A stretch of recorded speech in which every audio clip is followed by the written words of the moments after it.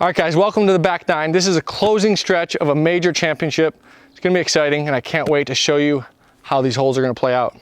All right, hole 10, we got 279, 85 meters, one of the shorter par threes, but obviously, as you can see, very tightly guarded. I'm gonna go with the forehand. I'm gonna kind of take these two middle trees and use those as my guardian point. And I kind of just want to throw pretty much dead straight. I like throwing forehand on real tight tunnel shots like this, just because I can see my gap, kind of point and shoot type thing. So let's, missed that. Okay, oh, I thought I was past it. So I literally just clipped that last tree that I was trying to go just to the left of. So let me try one more here. This is really tricky shot. Try the same shot. Oh, it's too far right. Yeah, so that was super lucky shot. Once again, you can tell this hole is very tricky. Try one more here. Try to hit this line, which is very tiny. Right into that tree. Same shot, super right side. I mean, once again, got a good kick, but I'm not even trying to hit that gap, but yeah, hard shot. I mean, this is going to be it's kind of a fluky hole. It's not just hard, it's actually kind of fluky, which is not my forte. I mean, you could also throw a backhand just at this tree right here with flippy putter, kind of drag it in. I mean, no matter what gap you pick, it's very tight. So I'm really just trying to throw through this gap with a forehand and fade, or I keep fading a little bit too early and going that gap. I'm trying to turn it a little bit into this gap and then skip up there into the green, try to get, I think circle's edge on this hole is a great drive. Of course you can park it, but a lot of the putts are going to be from distance, I would imagine, on this hole because of how many trees are out here in play. And so let's see, I got one inside the circle that was super lucky, and this one kind of got lucky through that right side gap. And yeah, I'll kind of take it from this spot. Like I said, I don't really expect to park a tight, fluky hole like this too often.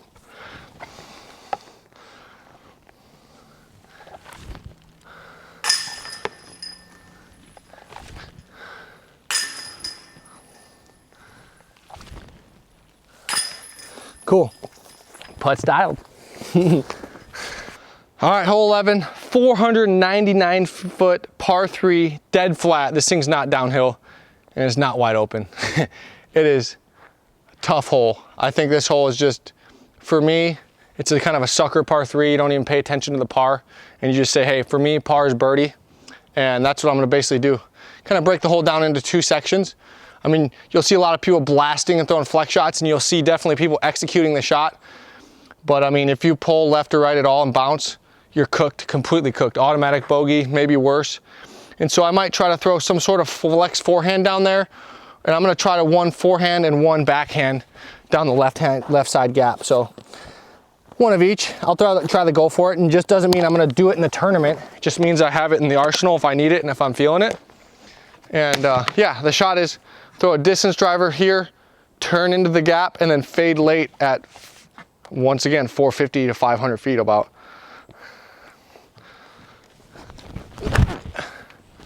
So that's a little bit too much turn. The good thing about the driver is you get so far down there that even if I'm in the woods, I'm close, enough to the basket to where I can still get an easy par. So I'm gonna try one more. I see the same thing, too much turn. Yeah, look at that. That's an auto bogey. Pretty much completely dead for par. And that's why I'm more than likely just gonna go with this felon play down this right-hand side and try to throw kind of a flex forehand. Yep, right down the gap. Yeah, and then just kind of scramble from there. And it takes away that kick like you saw on that second one. And I'm not even in that first one, even if I hyzer out, I'm still left with 60 feet, 70 feet. And yeah, I'm a great putter and I know I can make that, but you gotta play the percentages. I mean, you're taking all this risk off the tee for essentially no gain. I mean, even if you throw a absolutely perfect shot, 9 out of 10 of those perfect shots aren't gonna get inside the circle, and you're just gonna lay up for a par or end up getting a par anyway. So, if I have a kick like this, you know, there's no chance. You're not getting a par. There's just so many trees in the way.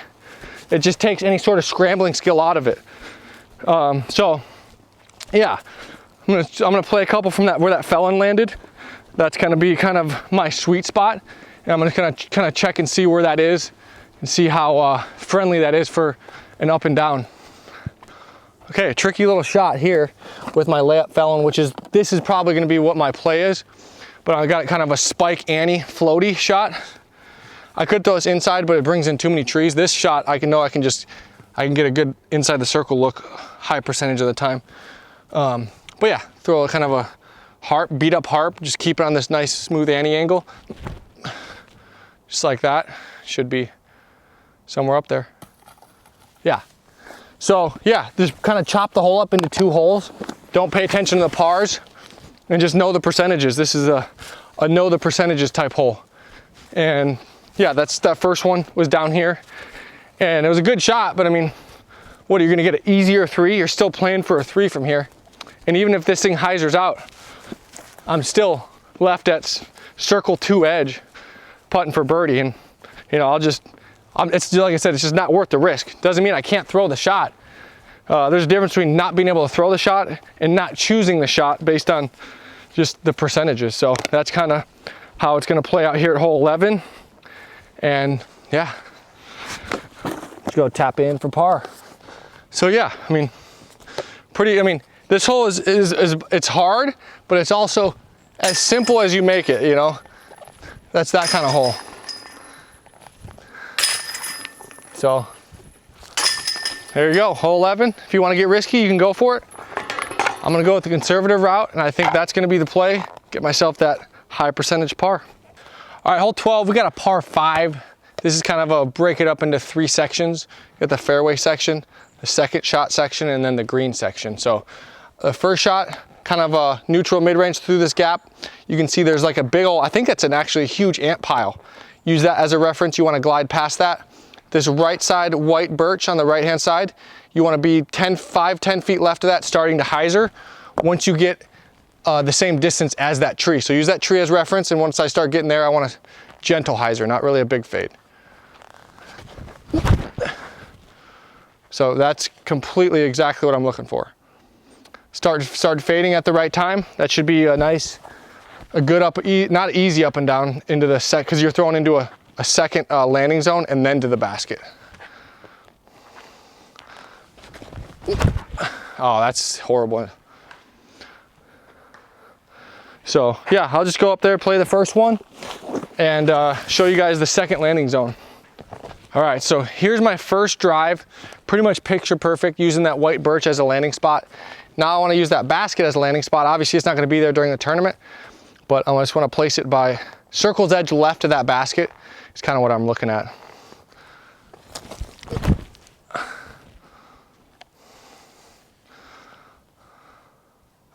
So that's actually still all right. It's a little bit long. Try one more. Try a little bit shorter. That was a little bit deep. There we go. That one's got a little bit more left on it, so it shouldn't go as far. Oh wow, so that one went far as well. So I keep juicing them. Yeah, I mean, I think it's yeah, just kind of not being super familiar with the distance of that landing zone, and now even just throwing it, you know, once or twice, I have that feel to where I can kind of tone back and hit that landing zone a little bit easier now that I kind of got a point of reference and got some feel on how far that shot plays. All right, so I did throw my 2 shots over there long, which is really nothing to play for over there. It's basically just going to be a layup for a par. So I'm going to play from a shot where I really want to land, and I think I will land. But basically I want to throw into those wood pile. That wood pile straight ahead is kind of right where the sweet spot is.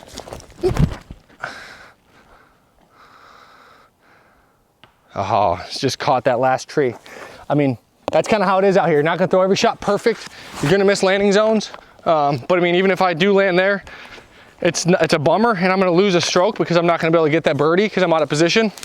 But once again, that's why we play practice rounds, so we can learn from our mistakes and learn, hey, this one went 30 feet past the spot where I wanted to throw. So next time I get to that shot, I can slow my arm swing down and not put as much speed on that shot And on that upshot, I can turn it a little bit more, trying to go a little bit more right. I try to get a little bit greedy and hyzer back towards the pin instead of just playing dead straight towards that rock and taking the 30-footer. You know, I try to park the hole. And so I make, you know, stupid course management mistakes too. I'm not perfect. And so I see in this gap, I just need to hold that turn a little bit more and play that putt. Instead of trying to park it, everyone wants to park it. But we got kind of a longer putt here. And once you've got a pretty tight green up there, it's kind of perched up on a little mound, which is pretty cool. But yeah, if I don't hit this tree, I'm gonna slide up, have a putt from kind of this is kind of the birdie or par zone. If you throw it too far, you're gonna be probably putting for par. If you throw it good, hopefully you're putting for birdie. So that's hole 12.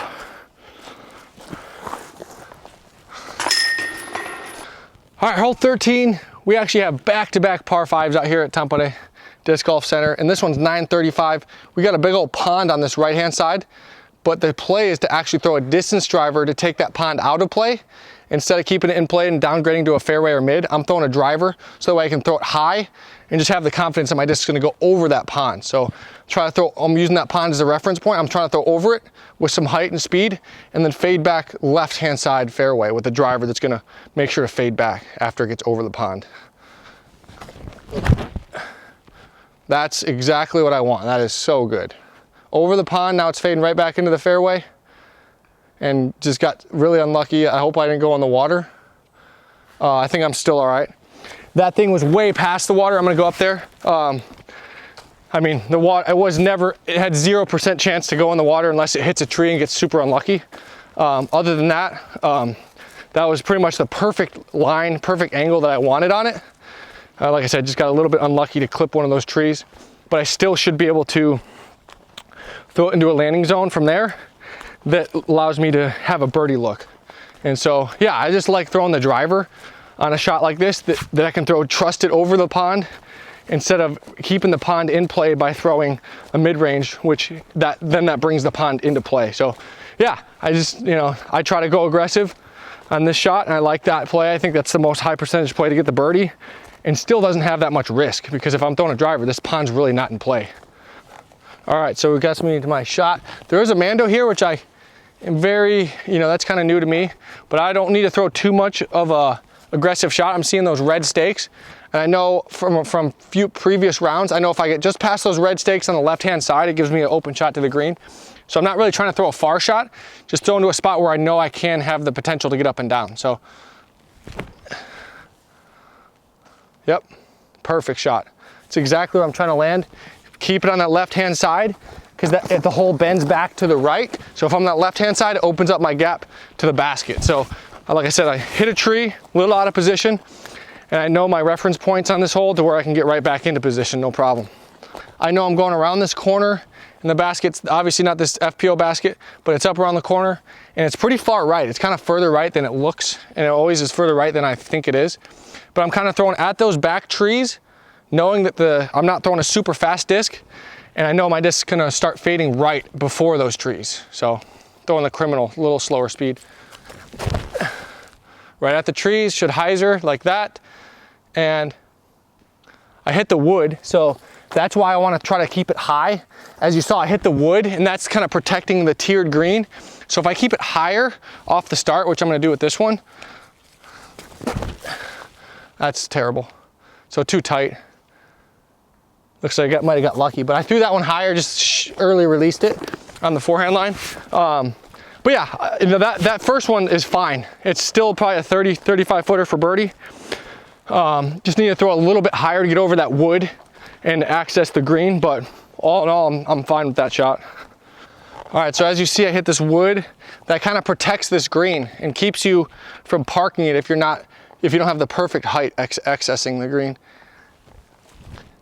So that doesn't protect us from birdieing.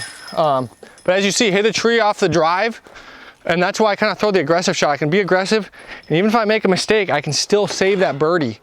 And this is kind of a trickier par 5, but very attackable if you kind of break it down into 2 sections like I did And you just got to know the green, know the height you're coming into this green, know where the wood is, and know your landing spots. All right, hole 14, shorter for the par fours out here, 564, 172 meters. It's a tight kind of hyzer, smooth hyzer. You almost want to push this left-hand side. It's like a hyzer shot that's kind of like, doesn't really hyzer, just smooth glides. And I'm gonna throw a neutral mid-range, real soft, just trying to hit this gap and landing zone. Yeah, just, oh, that's a little tight. So close, you gotta cut it. That's not that far from being a great shot. Probably another foot or two of distance, and that's money. There we go. So I like that a lot.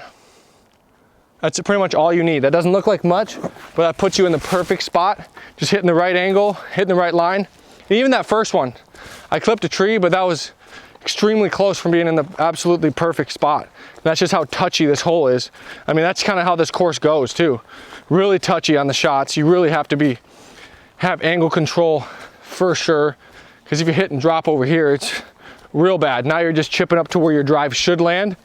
And that's why you'll see me a lot of times like just pick up my shot. Because I mean, basically if I'm back here, I'm just doing that right to where my drive normally lands. And it's really, there's not much to practice, you know. That's where my drive should land. If I hit a tree, I'm pretty comfortable. I can just get into this area where, like I said, where my drive is. So either I throw my drive here, or even if I hit something, which obviously I'm not trying to do, I just chip up into this area where my drive normally lands, and then I still feel comfortable throwing from here. So that's why landing zones are so important, because you just build that muscle memory. And even if you throw a bad shot, which bad shots are going to happen eventually, you're still comfortable. So perfect shot. As you saw, I didn't throw it very hard. Just hit the line pretty much perfect. And now it's kind of a flex shot. Started off, you know, flexing right, and then towards the end, break back. Throw a savior. I've just added this to the bag recently. Start hyzer. Go in. Holy cow, that was so close. That looked like it was going straight in. So yeah, as you see, this hole is not very long, but what protects this hole and makes it hard is that drive. You saw the first and second shot were, I would say, within a foot of being the exact same shot. One of them hit and bounced into the woods, and the other one's right in the middle. So very touchy shot, very touchy hole, but it's a great one. You got to hit your spots. How long is this OB? Oh, it is. Wow. Okay. All right. So I favor the left-hand side of the green, which gives me a little bit of obstructed putt. I did find out there's OB on the right-hand side, so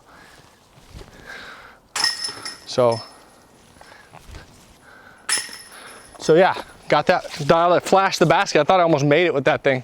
But yeah, throwing it flex nice and high. Once again, high is kind of the key word here, because I want to give it a chance to go back left over this out of bounds. I don't want to throw anything low. Anything low gives it that chance to go in the sand. Throw it nice and high, giving it time to fade back. Even if I'm in that wood line, I'm putting for birdie, no chance to hit the out of bounds. So that's the high percentage plays in these trees. Even if you're in the trees, you're still putting for birdie, giving yourself a chance. All right, hole 15, 219 meters, 719 feet. You're gonna hear me say tough hole, because these holes out here are tough to birdie. You're having to throw a full power, either backhand or forehand, to get in the sweet spot. I'm gonna go with kind of a hyzer flip. Not really hyzer flip to all the way turn, but hyzer flip to hopefully flat and then turn at the end. So you can't really flex it, which is harder to get the distance on the forehand. A lot of people, especially me, I'm a flexor. I like to flex to get my distance. This one prevents you from doing that. It makes you keep it on a hyzer.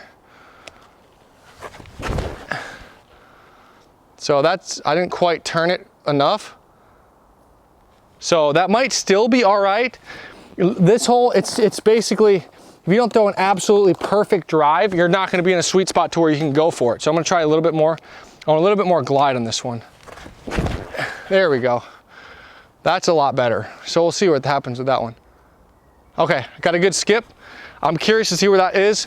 I think that's going to be in a spot where I can go for it. There's a pond short. So if you're out of position, it makes the second shot very challenging, because you got a cutoff angle with a pond. And so it's a type of hole you either throw a good shot and you can get across the pond, or you don't throw a mediocre shot and you got to lay up short of the pond and then take your up shot across. And so those are the little things I'm thinking about, and you have to make sure that, hey, if you throw a bad shot, you got to be disciplined and know your spots and know when you're out of position and know when you're just, hey, gonna be content with par on this hole. And out here, that's not always a bad thing, because there's a lot of very challenging holes that are hard to birdie, and pars are sometimes feel like birdies on some of these really challenging par 4s and tough par 3s. All right, so my second one got a nice skip into a spot where I'm just far enough to where I can get around this last tree and throw kind of a flexing forehand. You can see that wood pile. Once again, that wood, not wood pile, but like wood protection on the green. That's, if I can hit that from this far away, I'm giving myself a birdie putt. So I'm really just trying to throw a flex forehand and try to hit that wood. That'd be great. I like that a lot. That's money, hit it. Oh, I went just past it. I'm in the woods, but totally fine with that. I'm gonna try one more. Just try to get a little bit more turn on it, so that way it hits the ground flat instead of hyzer, because it hit the ground a little bit of hyzer, and that's why it skipped back into the woods. Same thing. Gonna skip and hyzer out. And there is OB left or right, which is real hard to get to because there's a lot of trees. But yeah, this is kind of the landing sweet spot for the forehand that doesn't hit any trees and just gets the full flight. And yeah, as you can see, this pond up here, it shouldn't be in play, but it is if you throw a bad shot. So another one of those ponds, you'll probably lose your disc. And yeah, beautiful hole. I mean, it's hard to get that first shot in that spot where you can actually feel comfortable going over this pond. So yeah, I'm gonna play from that first one. I gotta skip into the woods, so I'm not gonna have much of a putt. It'll probably just be more of an easier par. If it would have stuck instead of skipping, you know, I would have had a putt, but that's all right. That's, you know, giving yourself a chance up there on the green with, you know, 40, 50 footer from the woods is not so bad out here with all the trouble and all the, you know, tricky angles that the Wysocki, the course designer, made for the players to navigate. Okay, so I got past this retaining wall and that's the word I was looking for that I was struggling. So it's not ideal. I'm in the bushes for sure, but I still have some sort of weird anhyzer look if I straddle out far enough. Super awkward with all these trees in the way. But ain't nothing we can't make. But yeah, once again, anywhere up here, even in those woods, which is where I was, is fine. It's nothing to be too ashamed of. You gotta throw 2 great shots just to get to that spot. And yeah, really cool green. Once again, you got the protection from the retaining wall, you got trees, and you also have an open green if you throw a good shot. So beautiful hole. All right, hole 16, another par 5. Lots of par 5s on this back 9. We got 932 feet, 284 meters, pretty much dead straight. I would say favoring a little bit on the right-hand side is better because it cuts back left. And so if you're on the right-hand side, it opens up that angle. So I'm gonna go with the general, nice flex on it. Try to keep a little more angle because it's going uphill as well. So counter it by putting a little more anhyzer on it than I normally would. That is absolutely cash. It's gonna right center fairway, skip. Yeah, so the grass is real grabby, as you saw, 0 skip. As soon as I hit the ground, that's where my disc landed. So I'm gonna throw a little higher, try to get a little bit more distance on it before it hits the ground. That one just a little early out of the hand. Still looks like it might be all right. Yeah, so it wasn't the best, a little bit on the left-hand side, but as you saw, you know, not much ground action, long grass up there. So it's gonna be like what I like to call lawn darts. It's like playing lawn darts, just hits and sticks wherever it lands. And that's kind of, you know, that's important when you're throwing drivers, is wherever you're hitting, you gotta make sure you know, hey, is it a fast fairway where it's gonna skip if I have a lot of hyzer on it, or is it long grass? And this is long grass. You're not gonna get a skip, and that's important to take mental notes of on a hole like this. All right, so this is the landing zone. As you can see, super long grass, and my disc just stuck, which is okay. I know it, I'm taking mental notes, and I can play for it. So right of this birch, anywhere 10, 20 feet right of this birch, gives me a chance to throw a flex forehand. Okay, that was not a good shot. I turned it way too much out of the hand. This one I want to throw out and then turn. That one I just turned straight over out of the hand. So out and then turn, that's what I'm thinking about on this shot. I slipped, but that was kind of what I was going for. Had the right amount of pop on it, and just the slip kind of killed my line. But even either one of those, it's so far down there, it's a par 5. I don't mind being aggressive, because even if I throw a bad shot or have a crazy reaction like any of those did, I'm confident I can get up and down. I'm probably only 200 feet from the basket. Yeah, it may be tricky, but it's worth the chance to get the eagle look with the easy birdie if I don't.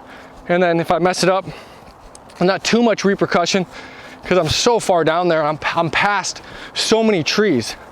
That's something that a lot of people don't think about, is anytime you can get past a lot of the trouble, and even if you're in trouble down towards the basket, that's super important.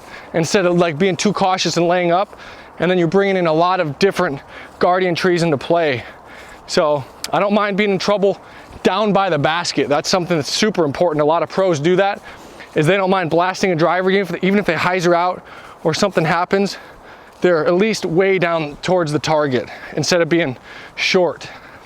Okay, so yeah, this is the spot. Not the worst angle and not the best shot, but I still got a shot that I feel like I can execute. So it's kind of a patent pending. This shot, a lot of times you want to release it early left, because your hips are closed like this. So you're not really, so I want to make sure to counter it by throwing a little bit more flippy, because I'm not getting as much power. Should glide back. Okay, so that's a little short. Didn't quite get the pop on it, but I still have a birdie putt. And yeah, once again, I don't mind being aggressive and give myself that chance. Okay, so circle's edge for birdie after hitting kind of an early tree. Not the worst result ever. Whoops, a little high. The headwind kind of got it. But yeah, I don't mind scrambling. Still had a inside the circle look. A little bit windy. Obviously this green is a little sketchy by this water. If it gets a little bit of headwind, it kind of makes you think about the putt. But yeah, obviously par 5s on the Pro Tour, you don't want to normally par, but sometimes it happens. And yeah, hole 16. All right, hole 17, 630 feet. This is a gauntlet hole, and you're having to break out a driver because you have to get way down through the gap and then hyzer right. Basically take your most confident driver that you feel most comfortable with, which is my general, of course, and I'm just gonna throw a nice smooth forehand, try to hit the gap, and I want to fade back left. I want to throw it high because that grass is real long, so I want to use the height of my disc to carry it back right, since it's not going to skip too much. So that's pretty much exactly what I want. I threw it a little low, so yeah, I just got I did get a little bit of a skip, so that's cool. I'm gonna try one more. I threw it a little low. I didn't think I was gonna skip in that long grass, but I did get a tiny bit skip, tiny little skip. Try one more. Oh, too tight. Looks like I might have got a little bit of a weird kick, but as you see, this gap is hit the gap or die basically. Because if you hit anything early and bounce, I mean you're scrambling for not just a par but bogey. So as long as you get past the initial gap, like that second one I hit a tree, but it was a late tree, so I can get up and down for a par. It's just hitting a early tree is death. And that first one's good. I got out through the gap, skipped, and it looks like the grass is long, but I guess it's still skippy, which is weird. I'm gonna pick up my second one and just play from the landing zone once again, because even if I hit a tree, I'm still pitching to the landing zone where my first drive landed that did get through clean. So like here, if I hit this tree, I can literally just take a driver and pitch out into that landing zone. And that's right where my driver landed. So that's why there's really no reason for me to throw a 100-foot pitch up, because I know, yeah, exactly, I'm right in the exact same spot. So I know if I throw a bad shot, I know how to recover and get into a spot where I feel comfortable, which is this landing zone. And now this doesn't make it the easiest shot ever, but it's at least a look and a chance for an up and down par or a birdie if it happens to be my drive. But yeah, uphill, you're having to throw a smooth dragging Annie to a kind of a peninsula green. A lot going on here. Too tight. So that was a little bit tight. I'm gonna try one more here. And just start a little bit wider before it turns. The headwind kind of started turning it earlier than I wanted. There we go, that's what I want. That might not be enough turn though. Okay, so that's probably circle's edge short with a death putt. So that first one, distance was good, and that second one, the line was good. And so you just gotta find a way to kind of match those two together. That second one was a putter, and the first one was a mid. So it's kind of almost in between those two, kind of makes it for a tricky little distance. And if you turn too much right or go too far, you're off a side slope. So that's major disc golf here for you out here at Tampa Bay Disc Golf Center. You gotta be on point, otherwise you're not having birdie putts, that's for sure. All right, so here's the one that I knew was short. As you can see, it's a death putt. Both sides falling off. Ooh, so yeah, kind of got the wind keeping it up. The first one actually did get far up there. I didn't think it actually got this far up, but it did, which is cool. And I still have a pretty tricky putt, but it's makeable.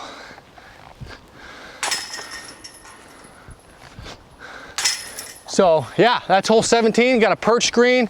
You got rollaway potentials if you're not on point, but I'm gonna be getting birdies. All right, hole 18, finishing hole out here at Tampa Bay, and it's a sweet one. You got a perched raised up green, 350 feet, 107 meters. It's a cool hole. You got kind of a triple tiered green type deal. And basically my rule of thumb is if I don't land on the top shelf, it's just a layup for par. So it puts a premium on throwing a good drive to get myself up on that top shelf where he's walking around. And then that gives you the inside the circle look. Because if you're not inside the circle, the risk reward isn't even there to go for it. So gotta put it on top of that top shelf. Otherwise you're not even gonna run it. So we got a headwind. Start off a little bit more left and let that headwind turn it a little bit. Oh my goodness. The headwind turned it a lot. So try one more. So that would just be a layup for a par. This one's gonna get on the top shelf. Ah, see how it's so touchy. That first one peeled off a little bit right. Second one peeled off a little bit left. But yeah, it's hard to gauge because there's so much wind. You know, you put a little bit of hyzer on it and the wind doesn't touch it and it fades off. So that's how tricky this hole can be. Yep, you can't feel it too much on the tee until your disc gets out there and starts flying. And then you find out after the fact that it's a headwind or a crosswind or whatever it may be. And so, yeah, I mean, this type of hole where you play it a couple times, you start figuring out what kind of winds are very common out here. And that's kind of, you know, something that's very important. It's like a head crosswind. So it's like that first one, a head crosswind. If you hyzer it at all, it's just the crosswind hits it. But if you turn it at all, like that first one, it turns over too much. So this place is awesome. I love the tough scoring factor for a major. I love all the variables of these greens. That it's such a well-designed course with a lot of intricacies. And I'm so glad I can share that with you guys, get you ready and get you pumped for the second major of the year. Thank you for tuning in, guys. Really appreciate it, and we'll see you next time in Estonia. Woo!